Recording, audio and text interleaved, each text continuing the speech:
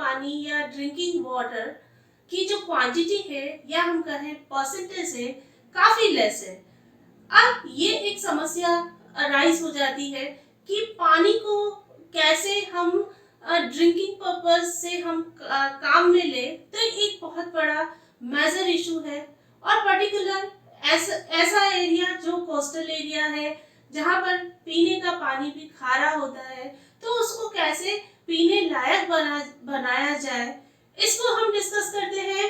Hey everybody, मैं doctor Kiran Maheshwari. आज हम एक और इम्पोर्टेंट टॉपिक डिस्कस करते हैं, desalination of brackish water.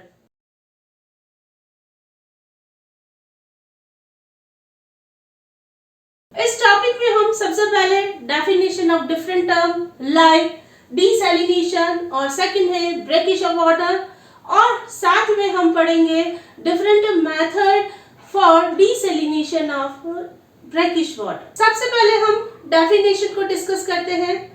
Definition में सबसे पहला है डिसैलिनेशन। डिसैलिनेशन यहाँ पर हम इन दोनों वर्ब को सेग्रीगेट कर दें, डी प्लस सैलिनेशन, इसका मतलब है ये सॉल्ट को क्या करता है, या हम कहें सॉल्ट नहीं है, इस प्रोसेस को हम कहते हैं डिसैलिनेशन प्रोसेस। तो इसकी जो टर्म आ गई, डिसैलिनेशन क्या है, रिमूवल ऑफ सॉल्ट। यहाँ पर सॉल्ट क्या है, sodium chloride from sea water. This process is known as salination process. Next term है ब्रैकिश वाटर। ब्रैकिश वाटर क्या है कि ऐसा पानी जिसमें डिसॉल्व सॉल्ट प्रेजेंट हो और पर्टिकुलर उस वाटर का टेस्ट क्या हो, सॉल्टी टेस्ट हो, ऐसे वाटर को हम कहते हैं ब्रैकिश वाटर। ब्रैकिश वाटर क्या है, water containing dissolved salt with peculiar salty taste is called brackish water. Now classification of water grade, water कितने टाइप के हैं उसको क्लासिफाई किया है।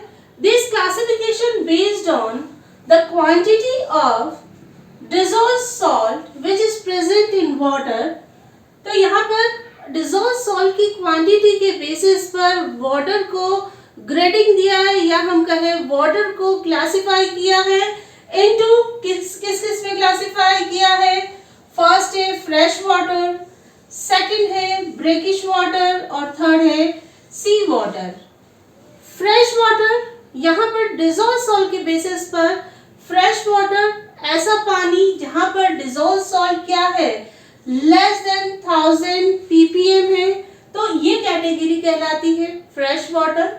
ब्रैकिश वाटर, यहाँ पर डिसॉल्व सॉल्ट किसके बीच में है, 1000 से लेकर 3500 तक डिसॉल्व सॉल्ट प्रेजेंट है, तो वो कहलाता है ब्रैकिश वाटर। या फिर हम कहें डिसॉल्व सॉल्ट क्या है, more than 1000 ppm but less than 3500 ppm dissolved salt present in water. This water is known as brackish water। और लास्ट वाटर है सी वाटर, या हम कहें समुद्र का पानी। समुद्र के पानी में जो डिसॉल्व सॉल्ट प्रेजेंट है मोर देन 3500 ppm। और ये जो सी वाटर है या ब्रैकिश वाटर है, सी वाटर और ब्रैकिश वाटर, इन दोनों को में से सॉल्ट का जो रिमूव किया जाता है, या हम कहें NaCl को रिमूव किया जाता है, ऐसे प्रोसेस को हम कहते हैं डिसैलिनेशन प्रोसेस। डिसैलिनेशन प्रोसेस से हम क्या करते हैं कि सी वाटर या हम कहें ब्रैकिश वाटर से सॉल्ट को रिमूव किया जाता है, जिसकी वजह से वाटर क्या है, ड्रिंकिंग पर्पस से काम में आता है, या पानी हम कहें पीने योग्य हो जाता है। इस प्रोसेस को जहां पर सी वाटर और ब्रैकिश वाटर के पानी में से सॉल्ट का रिमूव करना, वो कहलाता है desalination process. Now different method for desalination of brackish water are first distillation, second freezing, third electrolysis और लास्ट है रिवर्स ऑस्मोसिस या हम कहें आरओ प्रोसेस। अब हम इसको डिटेल में पढ़ते हैं कि डिस्टिलेशन क्या है, फ्रीजिंग क्या है, इलेक्ट्रोडायलिसिस क्या है, रिवर्स ऑस्मोसिस क्या है। सबसे पहला वर्ड है डिस्टिलेशन। डिस्टिलेशन में हम ये एक डिस्टिलेशन प्रोसेस है जिसके माध्यम से हम क्या करते हैं, जितने भी सॉल्ट है या हम कहें सोडियम क्लोराइड है, हम उसको क्या करते हैं, रिमूव करते हैं। यहाँ पर जब वाटर को बॉईल किया जाता है, यहाँ पर सी वाटर या हम कहें ब्रैकिश वाटर को जब हम बॉईल करते हैं तो क्या होता है, वाटर क्या होता है 100 डिग्री सेंटीग्रेड पर बॉईल होता है तो वेपर जनरेट होती है। जब वेपर जनरेट होती है तो हम उसको क्या करते हैं, उस वेपर को कंडेंस करते हुए वाटर ऑब्टेन करते हैं। ऐसे प्रोसेस को हम कहते हैं डिस्टिलेशन प्रोसेस। ये डिस्टिलेशन प्रोसेस क्या होता है, कमर्शियल पॉइंट ऑफ व्यू से पर एप्लीकेबल नहीं है क्योंकि ये बहुत ज़्यादा कॉस्टली होता है। इस वजह से हम इसको कमर्शियल पॉइंट ऑफ व्यू से काम में नहीं ले सकते हैं। सेकंड है फ्रीजिंग पॉइंट। नाम से पता चल रहा है कि फ्रीजिंग का मतलब है फ्रीज करना, ठंडा करना। तो यहाँ पर 0 डिग्री सेंटीग्रेड पर जब हम ठंडा करते हैं, वाटर को कूल करते हैं, तो लिक्विड सॉलिड में कन्वर्ट होता है। अब हम इस टर्म पर जाते हैं। सेकंड है फ्रीजिंग। जो वर्ड है फ्रीजिंग मेथड से हम क्या करते हैं, कैसे ब्रैकिश वाटर से सॉल्ट को रिमूव करते हैं। सबसे पहले ब्रैकिश वाटर को हम क्या करते हैं, उसको ठंडा करते हैं। जब इतना ठंडा करते हैं तो ये क्या होता है, सॉलिडिफाई होता है। वाटर बहुत जल्दी सॉलिडिफाई हो जाता है तो ये इस टाइप से क्या होता है, उसका क्रिस्टलाइजेशन हो जाता है। जब क्रिस्टलाइजेशन हो जाता है तो हम उसके क्रिस्टल्स को वॉश करते हुए जितना भी सॉल्ट है वो हम क्या करते हैं, रिमूव करते हैं। नेक्स्ट डिसैलिनेशन मेथड है, क्या है, इलेक्ट्रोडायलिसिस। इलेक्ट्रोडायलिसिस में हम सलाइन वाटर को एक आयन सेलेक्टिव मेम्ब्रेन से जब पास करते हैं तो केवल ऑपोजिटली चार्ज आयन को ही क्या करता है, पास करता है। उसे हम कहते हैं इलेक्ट्रोडायलिसिस।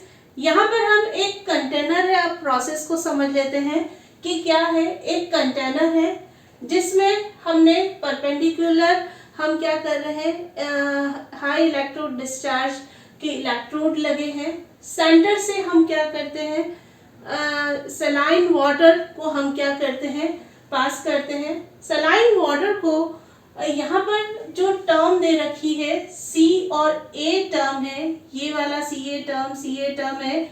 C यहाँ पर कैथोडिक सेलेक्टिव मेम्ब्रेन है और A का मतलब है एनोडिक सेलेक्टिव मेम्ब्रेन।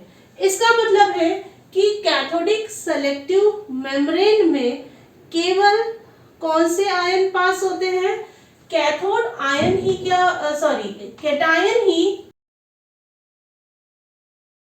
पास होंगे। और यहाँ पर एनोडिक सेलेक्टिव मेम्ब्रेन्स में क्या आयन पास होंगे, एनायन क्या होंगे, पास होंगे। यहाँ पर सोडियम क्लोराइड के रिमूवल से है तो ये क्या है, ये सोडियम आयन को पास करेगा और ये किसको करेगा, क्लोराइड आयन को क्या होगा, पास करेगा। अब इस मेथड को समझते हैं कि जब हम सेंटर से सलाइन वाटर को इंट्रोड्यूस करते हैं तो ये क्या होता है, क्योंकि परपेंडिकुलर डायरेक्शन में हाई इलेक्ट्रोड डिस्चार्ज है। अब हम क्या करते हैं, वाटर को फोर्सफुली जब आयन सेलेक्टिव मेम्ब्रेन से पास करते हैं तो ये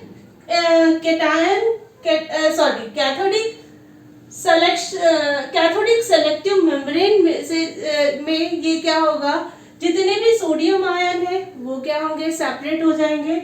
और एनोडिक सेलेक्टिव मेम्ब्रेन में जितने भी एनायन है वो क्या हो जाएंगे, रिमूव हो जाएंगे, आगे पास हो जाएगा और हमें ऑब्टेन होगा फ्रेश वाटर। या हम कहें वाटर में से सॉल्ट की कंसंट्रेशन क्या होती है, डिक्रीज हो जाती है। यही मेथड कहलाता है इलेक्ट्रोडायलिसिस। लास्ट मेथड है for the removal of desalination या हम कहें सलाइन वाटर को ड्रिंकिंग पर्पस से बनाने के लिए लास्ट प्रोसेस है रिवर्स ऑस्मोसिस प्रोसेस, जिसे हम आरओ प्रोसेस के नाम से भी जानते हैं।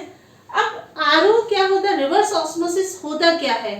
रिवर्स ऑस्मोसिस वर्ड को समझने से पहले सबसे पहले हम समझते हैं ऑस्मोसिस क्या है।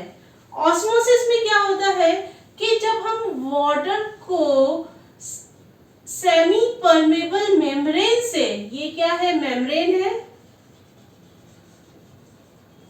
ठीक है, ये कौन सी है, सेमी परमेबल मेम्ब्रेन है। जब हम उससे वाटर को पास करते हैं तो क्या होता है कि नॉर्मल में क्या होता है कि लोअर कंसंट्रेशन से हायर कंसंट्रेशन की तरफ वाटर क्या होगा, मूव होगा। उसे हम कहते हैं ऑस्मोसिस, या हम कहें, या इसे हम कहते हैं ऑस्मोसिस प्रोसेस। अब ये टर्म है रिवर्स ऑस्मोसिस, इसका मतलब है ऑस्मोसिस प्रोसेस का जो उल्टा प्रोसेस है वो कहलाता है रिवर्स ऑस्मोसिस। इसका मतलब है कि वाटर का जो मूवमेंट, जब हम वाटर को सेलेक्टिवली या हम कहें सेमी परमेबल मेम्ब्रेन से जब हम पास करते हैं तो ये सॉल्यूट को तो रोक देता है, वाटर को क्या करता है, आगे पास करता है। इसका मतलब वाटर का मूवमेंट क्या होता है, हाई कंसंट्रेशन से लो कंसंट्रेशन वाले पार्ट की तरफ मूव करता है। तो यहाँ पर जब हम पर्टिकुलर प्रेशर पर, यहाँ पर हम ऑस्मोटिक प्रेशर की से ज़्यादा हम इस पे प्रेशर जब अप्लाई करते हैं तो ये जो सलाइन वाटर है जिसमें क्या है, सॉल्ट है, और यहाँ पर सॉल्ट की कंसंट्रेशन क्या होगी, लेस होगी। तो यहाँ वाटर का मूवमेंट क्या होगा, सेमी परमेबल मेम्ब्रेन से क्या होगा, हाई कंसंट्रेशन से लो कंसंट्रेशन की तरफ मूव करेगा, तो हमें ऑब्टेन होगा फ्रेश वाटर। इसे ही हम कहते हैं रिवर्स ऑस्मोसिस प्रोसेस। इस टाइप से हम रिवर्स ऑस्मोसिस प्रोसेस से, या हम कहें आरओ प्रोसेस से, वाटर में से हम सॉल्ट को क्या करते हैं, रिमूव करते हैं। Thank you guys. आपको मेरा वीडियो पसंद आया है तो लाइक, शेयर और सब्सक्राइब करना ना भूलें, और साथ में वीडियो के डिस्क्रिप्शन को जाकर